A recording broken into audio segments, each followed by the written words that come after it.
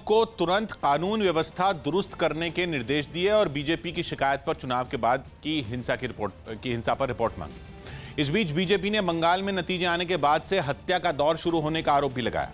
News 18 की पायल मेहता की report है कि तोड़फोड़ और आगजनी के अलावा बीजेपी ने यह आरोप भी लगाया कि 24 घंटे के अंदर उसके 5 कार्यकर्ताओं की हत्या कर दी गई। जिन इलाकों में यह हत्याएं हुई उनमें जगदल रानाघाट, बेलियाघाट, सोनारपुर दक्षिण और शीतलकुची शामिल हैं। इसके अलावा बीजेपी ने अलग अलग जगहों पर पार्टी के दफ्तरों और कार्यकर्ताओं के घरों को तोड़ने का इल्जाम भी लगाया, जिसके बाद केंद्रीय गृह मंत्रालय ने बंगाल में हिंसा पर चिंता जताई और इस मामले में राज्य सरकार से रिपोर्ट तलब की।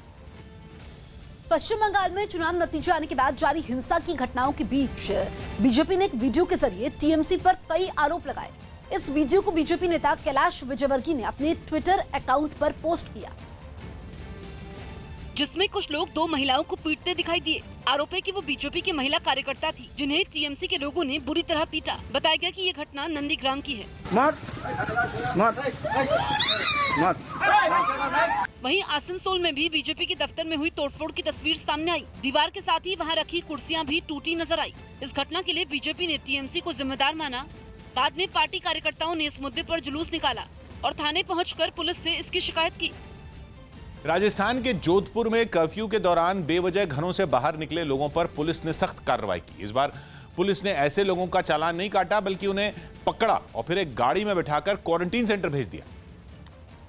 और पुलिस की पकड़ में आने के बाद अगर किसी ने इस कार्रवाई का विरोध किया तो उसके साथ जोर जबरदस्ती भी करनी पड़ी।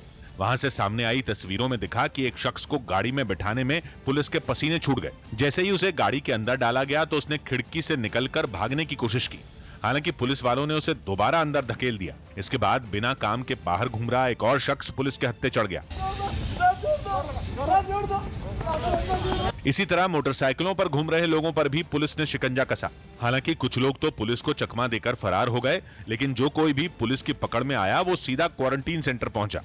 पता नहीं लॉकडाउन लगा हुआ है और बिना मास्क से तुम घूम रहे हो। पता नहीं किसा। पुलिस ने बताया कि कर्फ्यू के दौरान वो कई लोगों के चालान काट चुकी है, लेकिन उसके बाद भी कुछ लोग लापरवाही करने से बाज नहीं आ रहे। इसमें अनावश्यक घूमने वालों को इंस्टीट्यूशनल क्वारंटीन यानी संस्थागत क्वारंटीन में भेजा जाएगा। बताया गया कि पकड़े गए सभी लोगों की कोरोना जांच की जाएगी और जांच की रिपोर्ट नेगेटिव आने पर ही उन्हें क्वारंटीन सेंटर से छोड़ा जाएगा। नौसेना प्रमुख एडमिरल करमबीर सिंह ने पीएम नरेंद्र मोदी से मुलाकात की। इस बीच नौसेना प्रमुख ने पीएम मोदी को कोरोना के खिलाफ लड़ाई में लोगों की मदद के लिए नौसेना द्वारा किए गए कामों से अवगत कराया। साथ ही उन्होंने इस जंग में सभी राज्यों से संपर्क कर उनकी मदद की भी पेशकश की।